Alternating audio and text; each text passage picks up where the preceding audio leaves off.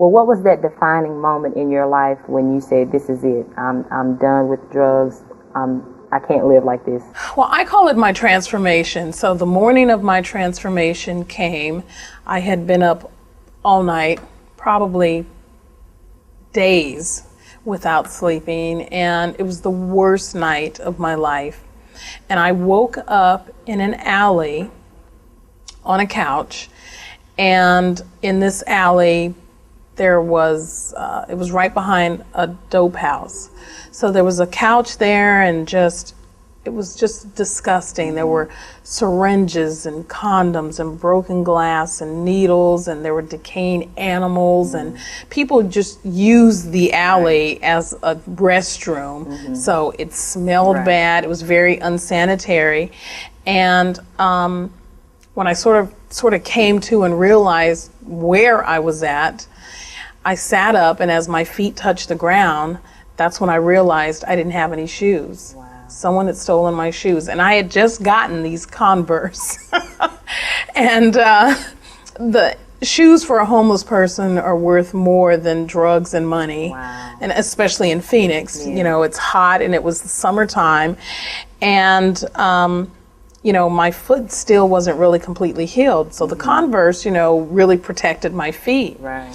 And so as I looked down the alley, I realized, my God, I'm going to have to walk at least to the main street before I can find someone that, you know, to get me some help, or to get me a pair of shoes, or push me in a shopping cart down to the park. Right. And so I got up and just started walking. And I'm telling you, that alley was covered. There was not an area that did not have something sharp or gross. Unbelievable. And so by the time I walked from the couch to the street, my feet were already cut. Oh, yeah. And on the corner, there was this little weather thing on this guy's house. It had the little rooster, and it showed the temperature, and it was 115 degrees outside. So normally on 15th Avenue, there's tons of people outside. Normally, Right. you know, there'd either be, you know, people waiting to catch the bus, drug addicts, drug dealers, just people up and down the street.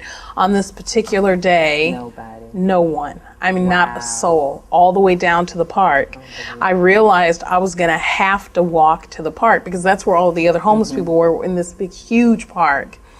And so I just started walking, and the more I walked, you know, my feet started to burn, and it was hot, and I try to walk on the dirt and on the grass, but, you know, keeping in mind there's glass, Oh, I yeah. mean, There's all kinds of things. debris, and syringes, you said? syringes, knives, broken beer bottles. And so by the time, it was about a quarter of a mile that I had to walk. And at some point I looked behind me, and I could see bloody footprints on the sidewalk.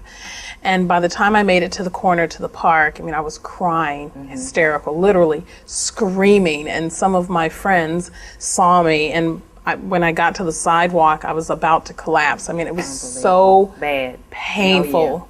Oh, yeah. It was just about as bad as when I got shot. Wow. It was that painful.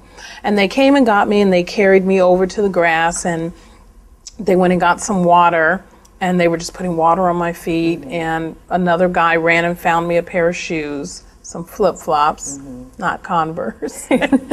And this old man, we called him Mr. Bill.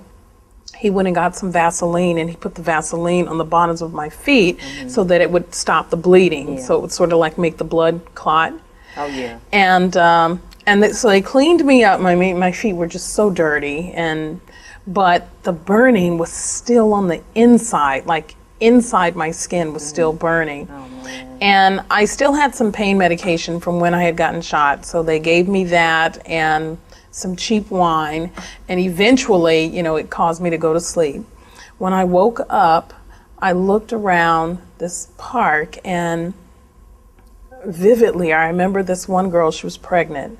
She was a tiny little girl, small, just like you, and she was pregnant, and I remember she was taking a hit on her crap pipe, and she was rubbing her stomach, and then she'd throw up. She'd hit the pipe, rub her stomach, and throw up. And I just looked around and just saw, like, my God, Brenda, what are you doing? Yeah. And I just looked up at the sky and I said, you know, God, I don't know what my purpose is. I don't know what it is I'm supposed to do in life, or what I'm supposed to do, who I'm supposed to be, what am I supposed to be, but I know that this isn't it. And I just asked God to take it away from me. And I think it was probably the first time in 10 years that I honestly prayed sincerely from my heart. I mean, there were times before when I was homeless when I call it my bargaining prayers. I'd be like, well, God, if, you know, don't let me go to jail, and, you know, I'm going to go to rehab, or, you know, God, if you, please just don't let them take me this time. I'll be in church I'm going to go in church every Sunday. Yeah. So, you know, it was bargaining, but this time there was no bargain. I just realized, you know, my God, I've been shot, I've been stabbed, I've been raped, I've been burned with cigarettes, someone stole my shoes, and now my feet are burned and blistered. What else could I possibly go through and survive? And I didn't think that I had it in me to go another 24 hours. I just didn't think that I would make it. I mean, I had attempted suicide, deliberately, you know, tried to overdose, taking a whole bottle of pills, and my God, and I woke up. So, you know, evidently God had a plan for me. I just didn't know what it was, but I just wanted him to take that away from me. And I know that at that very moment, he did that. He took it away. And for the first time in probably a decade, literally, I just felt something come over me, and I can't explain it other than I just felt a change. I felt different. And I noticed for the first time, like, the wind blowing. I could feel it blowing along on my arms, and I could hear the birds and notice the clouds in the sky. And, you know, it was like I had been reborn, and I was experiencing Earth for the first time. You know, now I was still homeless, but that was the beginning of my transformation. So I knew that my life had changed. Now I had to do the footwork to make the rest of my life, you know, change. God speaks.